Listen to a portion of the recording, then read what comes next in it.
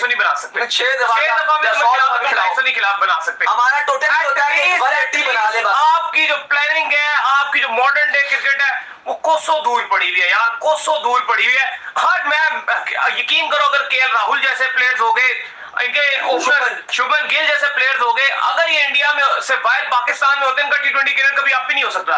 इनके पास केएल राहुल जैसे प्लेयर अभी नहीं खेल रहे, विराट कोहली नहीं खेल रहा, रोहित शर्मा नहीं खेल रहा, शुभमन गिल नहीं खेल रहा, पंत नहीं है इस टीम के अंदर। मतलब इन्होंने एक अपना स्टैंडर्ड इतने हाई कर लिए हैं कि आप अगर वाकई देखो तो ये वैसी टीम नजर आ रही है। और इनकी साहब आप टू बी वेरी ऑनेस्ट, अगर आप सच बोलो तो जैसे इन्होंने दोबारा से इनके सारे बल्लेबाज फॉर्म में आ गए, अब वो नजर आ रहा है कि शायद अब इनको रोकना बहुत मुश्किल हो जाएगा, क्योंकि अब इनके पास वो एक अली साहब एक मोमेंटम आ चुका है और वो इन्होंने जिम्बाब्वे से ले लिया। और वेस्ट इंडीज को भी अब ऐसी वाइट्स आ रही है जो कि इंडिया और वेस्ट इंडीज का क्वार्टर फाइनल मैच होगा। ऐसा लग रहा है कि वो अब इसको भी एक मिन्नू की तरह वेस्ट इंडीज को भी ट्रैश करेंगे और फिर सेमीफाइनल में जाएंगे। सेमीफाइनल में जाहिर है अगर ये हेलो फ्रेंड्स, मैं मोहम्मद वकास और मेरा चैनल देख रहे हैं अजीब Waqas. It's India versus Zimbabwe. भाई आज जिम्बाब्वे की जो है वो कबर खोद के रख दिया, जनाजा निकाल के रख दिया। एक जो है अभिषेक शर्मा फॉर्म में क्या है, तो भाई हर टीम की जो है वो टांगे काम के रह गई है। अभिषेक शर्मा को जो स्लोगर कहते थे भाई, आज अच्छा खासा ऐसे करके उसने जो प्यार मोहब्बत से एक चपेट मारी है। बात करेंगे भाई ईशान किशन की, बात करेंगे हम संजू सैमसन की, जो है भाई आज गुस्से में नजर आया। आज मुझे लगता है पीछे से ऑर्डर मिला था, जाओ और भाई तूफानी बैटिंग करके दिखाओ और बताओ कि भाई इंडिया में कितना दम है। और एक बड़ा टारगेट सेट करने में आज इंडिया कामयाब रही है और साउथ अफ्रीका ने जनाब आज वेस्ट इंडीज को हरा दिया और इंडिया के रास्ते बिल्कुल मक्खन मलाई की तरह कर दिया। अब सिर्फ जो है वो इंडिया को जो है वो जिम्बाब्वे के खिलाफ बड़े रन से जो है वो जीतना पड़ेगा और जितना बड़ा टारगेट इन्होंने लगा दिया है, तो भाई अब सारी नजरें जसप्रीत बुमराह के ऊपर है, अर्शदीप के ऊपर है, वरुण चक्रवर्ती के ऊपर है, अक्षर पटेल के ऊपर है। अब जो है वो इनको मैजिकल बॉलिंग करनी पड़ेगी और भाई जिम्बाब्वे को 100, 120, 130 रन के ऊपर आउट करके अपने रास्ते बिल्कुल हमवार करके और वेस्ट इंडीज का भी जो कुत्ते जो थे वो भौंकना शुरू हो गए थे। लेकिन आज भाई अभिषेक शर्मा भी आ गया है और उसके बाद भी उनको ओपनिंग में संजू सैमसन आउटस्टैंडिंग, ईशान किशन आउटस्टैंडिंग, सूर्या है उसने धोया, भाई तिलक वर्मा है उसने धोया, हार्दिक पांड्या उसने धोया।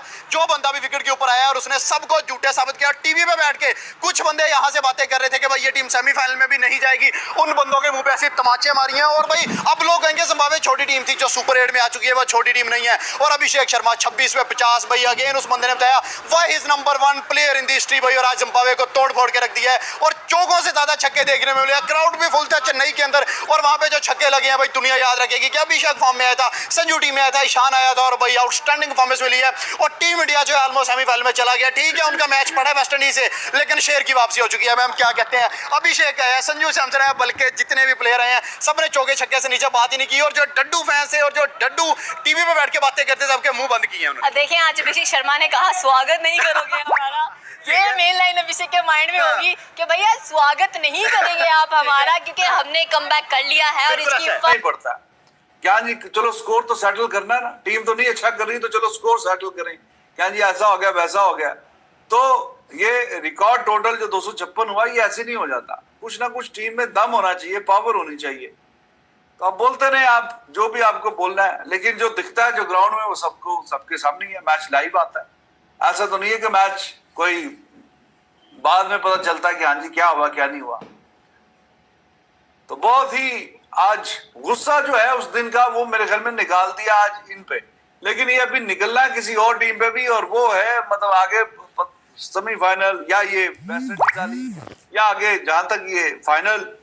तो आज ऐसा खेला कि जैसे कि मतलब they want to prove something. हाँ यार ठीक है हमारे तो हो गया एक आधा मैच, काफी लोगों ने हम पे डाउट कर लिए, अपने मुल्क के लोगों ने बड़े डाउट कर लिए। और मैंने आपसे एक बात कही थी कि चलो ठीक है ये अगर जीत गया साउथ अफ्रीका, वेस्ट इंडीज बाहर हो जाएगा, आई मीन वो वाली टाइट पोजीशन में नहीं होगा, फिर मैच इनका आगे होगा इंडिया के साथ।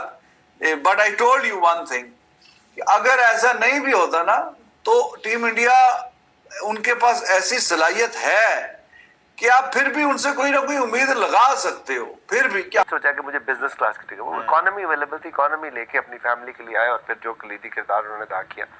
अब होना तो ये चाहिए था कि इस दफा जब ऑक्शन और सारी रिटेंशन की बात हुई तो वो ये कहते हैं कि जी मैं तो पिछले दफा मैं सब कुछ छोड़ के आया था तो मेरे लिए तो ढेर सारे पैसे होने चाहिए।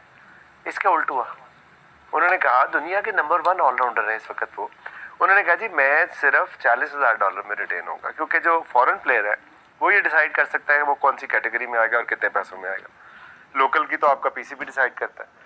सो उसको हमने कहा कि नहीं भाई, आपका कैलिबर ये नहीं है, हम आपको 100,000 तक देते हैं। उसने कहा नहीं चाहिए, और इस बात पे उसने लड़ाई की कि मुझे 40,000 ही लेना है। और फिर समीन ने शाहीन को बीच में डाल के, पीसीबी को डाल के उसको जबरदस्ती $100,000 दिया कि यार ये आप डिजर्व करते हैं। तो जो बंदा अपने प्रोफेशन के साथ इतना प्यार करता हो कि वो अपने प्रोफेशन के लिए ऑब्वियसली एक आप रिसोर्सेज है उनकी अर्निंग अपॉर्चुनिटी है, उसको कंप्रोमाइज कर दें, तो वो कितना बड़ा इंसान होगा। तो जब इतना बड़ा इंसान होगा तो लीडर कितना बड़ा होगा, फिर इससे आप अंदाजा लगा लें। तो फिर अल्लाह ताला फिर नियतों का देता है। फिर आज जो परफॉर्मेंस दी जिम्बाब्वे ने, हमारे बार बार मैं शुरू से भी ये सवाल करता आ रहा हूँ, आप थोड़ा सा पीएसएल वाले पे आते हैं। आप पूछे जरा कि how is he in gold, बताया कि उसको उसकी गोल्ड मर्जी। कैटेगरी में क्यों शामिल किया गया, जबकि फॉरेन प्लेयर्स जो है वो अपनी कैटेगरी को डिसाइड करता है।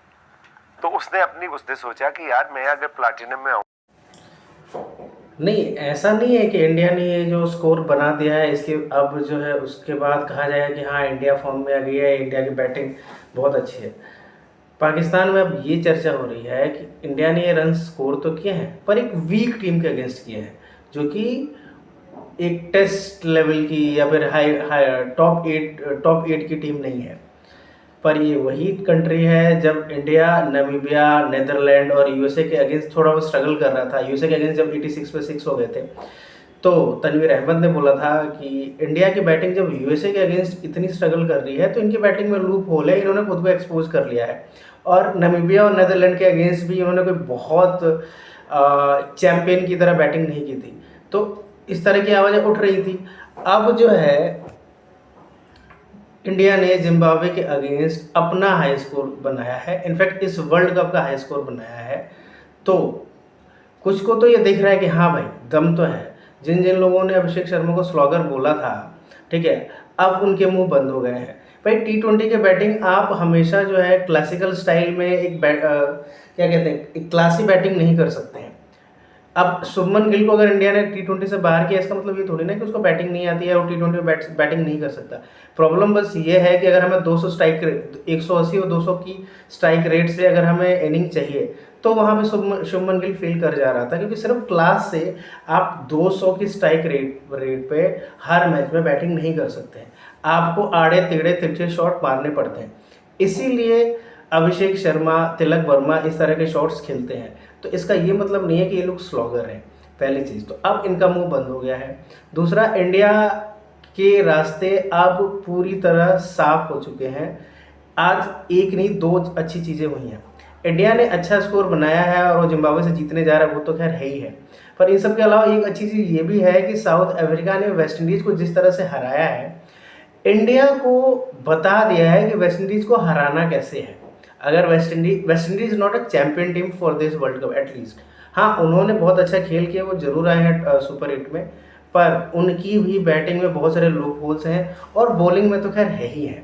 वेस्ट इंडीज़ की bowling over the last 2 decades कभी भी ऐसी नहीं रही कि उनको हम वर्ल्ड चैंपियन कह सकें।